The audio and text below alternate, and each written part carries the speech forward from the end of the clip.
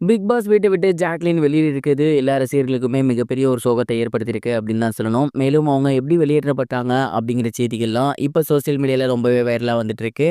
அத பத்தி தான் இன்னொரு வீடியோல நம்ம பார்க்க போறோம். பிக் பாஸ் சீசன் 8ல இப்ப பணப்பெட்டி வாரம். யார் வேணா பணத்த எடுக்கலாம். அவங்க வீட்ட விட்டு போயிரலாம் அப்படின்னு தான் இதற்கு முன்னாடி இருக்கும்.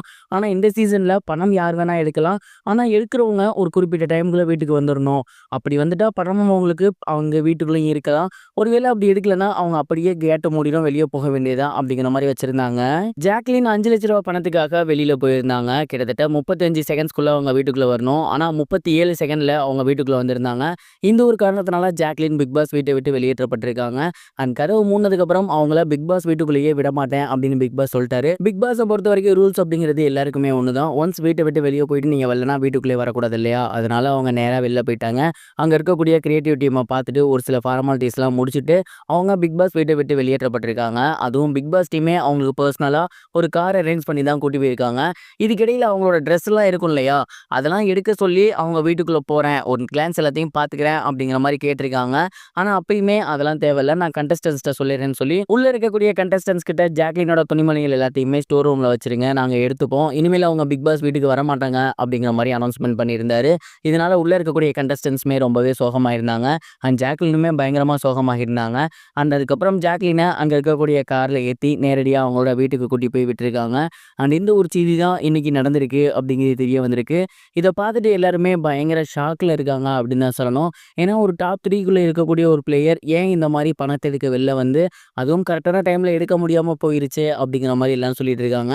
ஒன்று ஸ்டார்டிங்கில் வச்ச சின்ன அமௌண்ட்டுக்கே அவங்க ட்ரை பண்ணியிருக்கணும். இவ்வளோ லாங் டிஸ்டன்ஸ்லாம் கண்டிப்பாக ரயான் மாதிரியான ஒரு பர்சனால தான் பண்ண முடியும். இவங்க ஏன் வெளியே வந்தாங்கன்னு சொல்லிட்டு இருக்காங்க. ஜாக்லின் வெளியே வந்ததை பற்றி நீங்கள் என்ன நினைக்கிறீங்க அப்படிங்கிறத கமெண்ட் பாக்ஸில் ஷேர் பண்ணுங்க. இது ஒரு புறம் இருக்க, ஜிவி பிரகாஷ் மற்றும் ஷைந்தவி இவங்க 2 பேரும் ஆஃப்டர் டிவோர்ஸ்க்கு அப்புறமும் ஒண்ணா சேர்ந்து ஒர்க் பண்ணிட்டு இருக்காங்க இல்லையா? இந்த ஒரு விஷயம் தொடர்பா ஜிவி பிரகாஷ் கிட்ட நிறைய பேர் கேட்கறது என்ன அப்படின்னா, மறுபடியும் நீங்க 2 பேரும் ஒண்ணு சேர்ந்துவீங்களா அப்படிங்கிறே தான். இது நிறைய இடங்கள்ல கேட்கப்படுறதுனால ஜிவி பிரகாஷ் அவர்களே இதற்கான கிளாரிஃபிகேஷன் ஒன்று கொடுத்திருக்காரு. அவர் என்ன சொல்லியிருக்காரு அப்படின்னா, நாங்க 2 பேரும் ஒரு நல்ல ரிலேஷன்ஷிப்ல இருந்தோம், நல்ல கணவன் மனைவியா இருந்தோம், அதெல்லாம் ஒரு பீரியட். இப்போ நாங்க 2 பேரும் ஒரு நல்ல நண்பர்கள். எனக்கு அவங்க மேல மரியாதை இருக்கு, அவங்களுக்கு என் மேல மரியாதை இருக்கு. நாங்க ப்ரொஃபஷனல் வைஸ் மட்டும்தான் 2 பேரும் ஒண்ணா இருக்குமே தவிர பர்சனலா கிடையாது.